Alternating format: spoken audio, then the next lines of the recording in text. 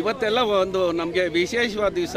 ಯಾಕೆಂತಂದರೆ ಈ ದೇಶದ ಮಾಜಿ ಪ್ರಧಾನಿ, ರಾಷ್ಟ್ರ ಕಂಡ ನೀರಾವರಿ ತಜ್ಞರಲ್ಲಿ ಭಾಳ ಪ್ರಮುಖರಾಗಿರ್ತಕ್ಕಂಥವ್ರು ಸನ್ಮಾನ್ಯ ದೇವೇಗೌಡರು ಈ ಕನ್ನಡ ನೆಲದಲ್ಲಿ ಹುಟ್ಟಿ ಇವತ್ತು ಕೆಂಪು ಕೋಟೆಯ ಮೇಲೆ ಧ್ವಜ ಹಾರಿಸ್ತಕ್ಕಂಥ ಏಕೈಕ ಪ್ರಧಾನಿ ಕನ್ನಡಿಗ ಒಬ್ಬರು ಯಾರಾದರೂ ಇದ್ದರೆ ಸನ್ಮಾನ್ಯ ದೇವೇಗೌಡರು.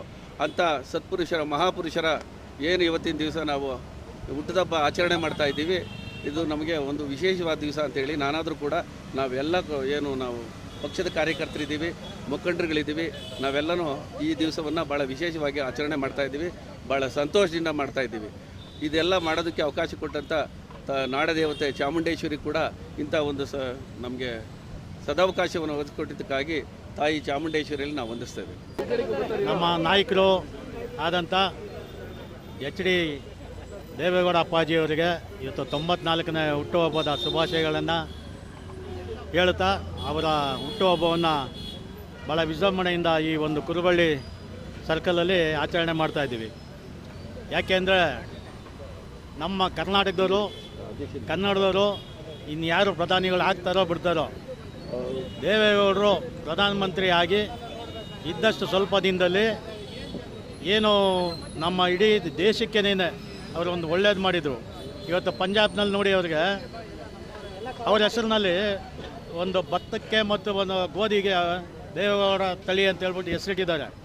ಅಂಥ ಒಬ್ಬರು ಪುಣ್ಯಾತ್ಮರು ರಾಯಚೂರಿನಲ್ಲಿ ನೀರಾವರಿ ಮಾಡಿಕೊಟ್ಟಿದ್ದಕ್ಕೆ ಅವರ ಪುತ್ಥಳಿಯನ್ನು ಮಾಡಿಸಿ ಅನಾವರಣ ಮಾಡಿದ್ದಾರೆ. ಇನ್ನೊಬ್ಬರು ದೇವೇಗೌಡರು ಇನ್ಯಾರು ಸಮಾನವಾಗಿಲ್ಲ. ಯಾಕೆಂದರೆ ರೈತರ ಪರವಾಗಿ, ಕಾರ್ಮಿಕರ ಪರವಾಗಿ ಮತ್ತು ಪ್ರತಿಯೊಂದು ಜಾತಿ, ಪ್ರತಿಯೊಂದು ಧರ್ಮ ಎಲ್ರಿಗೂ ಒಳ್ಳೇದು ಮಾಡ್ತಾ ಬಂದಿರೋಂಥ ನಮ್ಮ ಪ್ರಧಾನಮಂತ್ರಿಗಳು ದೇವೇಗೌಡರನ್ನ ಇವತ್ತು ನಾವು ವಿಜೃಂಭಣೆಗೆ ಆಚರಣೆ ಮಾಡಬೇಕು ಅಂತೇಳಿ ಇಲ್ಲಿ ಏನಿದ್ದೀವಿ ನಾವು. ಈ ಕಡೆ ದೇವರಾಜಣ್ಣವರು, ರಾಜಣ್ಣ ಮತ್ತು ವೀರೇಶ್ ಅವರು, ಶಿವಕುಮಾರ್ ಬಾಬಿಯವರು, ಶ್ರೀನಿವಾಸ್ ಅವರು, ದಯಾನಂದ ಮೂರ್ತಿ ಮತ್ತು ಮಂಜು, ಸುರೇಶ್ ಗೌಡ, ಆನಂದ ಎಲ್ಲ ನಮ್ಮ 12 ವಾರ್ಡಿನ ಮಹಿಳಾ ಅಧ್ಯಕ್ಷರು, ಪುರುಷ ಅಧ್ಯಕ್ಷರುಗಳು, ಯೂತ್ ಅಧ್ಯಕ್ಷರುಗಳು ಎಲ್ಲರೂ ಭಾಗವಹಿಸಿದ್ದಾರೆ.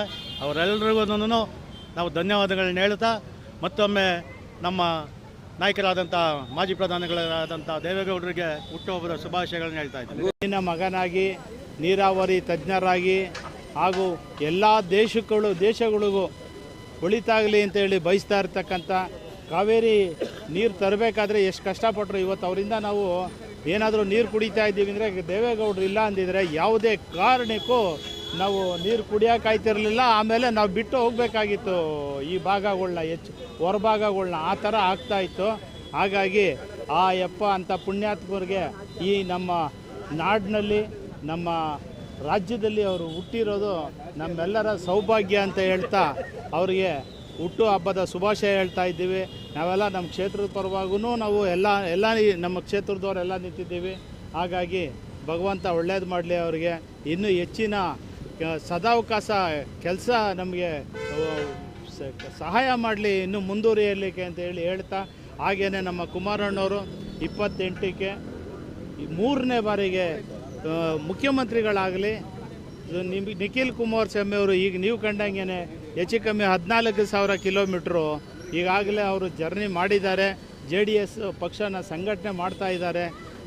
ನಾವುಗಳು ಎಲ್ಲರೂ ಸೇರಿ JDS ಪಕ್ಷನ ಹಿಂದೆ ಹಿರೀಕರು ಸ್ವಲ್ಪ ದೂರ ಆಗಿರೋಂಥವ್ರನ್ನ ಯಾರ್ಯಾರ್ದು ಇದ್ದಾರೆ ಎಲ್ಲರನ್ನೂ ನಾವು ಒಟ್ಟಿಗೆ ಕರ್ಕೊಂಬಂದು ನಾವು ಈ ಸಾರ್ತಿ 28ಕ್ಕೆ ಚುನಾವಣೆ ನಾವು ಗೆಲ್ಲಿಸಲೇಬೇಕು ಅಂತ ಕೇಳಿಕೊಂಡು, ಅದೇ ರೀತಿಯಲ್ಲಿ ಈಗ ಮುಂದೆ GBA ಬರ್ತಾ ಇದೆ. GBA ಚುನಾವಣೆ ಮಾಡಲಿಕ್ಕೆ ಕಾಂಗ್ರೆಸ್ನವ್ರಿಗೆ ಇಂಟ್ರೆಸ್ಟ್ ಇಲ್ಲ. ಹಾಗಾಗಿ GBAನ ಒಂದು ನಾಟಕ ಆಡ್ಕೊಂಡು ಒಂದು ಸುಟ್ಟಕ್ಕಿ ಹಾರಿಸ್ಕೊಂಡು ಇವತ್ತು ನಾಳೆ ನಾಡ್ದು ಅಂತ ಇದ್ದಾರೆ. ಅವರ ಇದರಲ್ಲೇ ಒಡಕಿರೋದ್ರಿಂದ ತಿಳ್ಕೊಂಡು ಮುಂದಕ್ಕೆ ಹೋಗ್ತಾ ಇದ್ದಾರೆ. ಈ ಟೈಮ್ನಲ್ಲಿ ಮಾಡಿದರೆ ನಮಗೆ GBA ಭಾಳ ಇದಿತ್ತು, ಅನುಕೂಲ ಇತ್ತು. ಹಾಗಾಗಿ ಇನ್ನೂ ಎಲ್ಲ ಸಂಘಟನೆ ಮಾಡೋಕ್ಕೆ ನಮಗೆ ಒತ್ತಿದೆ. ಎಲ್ಲ ನಾವು ಕಾರ್ಯಕರ್ತರೆಲ್ಲ ಹಗಲು ರಾತ್ರಿ ದುಡಿದು ನಾವು 24x7 ಆಗಿ ನಾವು ದುಡಿದು JDS ಪಕ್ಷನ ಇನ್ನೂ ಹೆಚ್ಚಿನ ರೀತಿಯಲ್ಲಿ ಗೆಲ್ಲಲಿಕ್ಕೆ ಅವಕಾಶ ಮಾಡಿ ನಾವು ಕೊಡಬೇಕು ಅಂತ ಕೇಳಿಕೊಂಡು ಸ್ವಾಮಿ ಭಗವಂತ ಎಲ್ಲರಿಗೂ, ನಮ್ಮ ತಾಯಿ ಚಾಮುಂಡೇಶ್ವರಿ, ನಾಡಗ ದೇವಿ ಅಮ್ಮ, ನಮ್ಮ ಅಣ್ಣಮ್ಮ ತಾಯಿ ಎಲ್ಲರಿಗೂ ಒಳ್ಳೇದು ಮಾಡಲಿ ಅಂತ ಕೇಳಿಕೊಂಡು ಈ ಮತ್ತೊಮ್ಮೆ ನಮ್ಮ ಅಪ್ಪಾಜಿ ಅವರಿಗೆ ಆಯಸ್ಸು ಆರೋಗ್ಯ ಹೆಚ್ಚಿನ ರೀತಿಯಲ್ಲಿ ಕೊಡಲಿ ಅಂತ ಕೇಳಿಕೊಂಡು ನಾನು ನಮ್ಮ ಕ್ಷೇತ್ರದ ಪರವಾಗಿ, ನಮ್ಮ ನಾಡಿನ ಪರವಾಗಿ ನಾನು ಕೇಳ್ಕೊತಾ ಇದ್ದೀನಿ, ತುಂಬ ಹೃದಯದಿಂದ ಕೇಳ್ಕೊತಾ ಇದ್ದೀನಿ. ಜೈ JDS.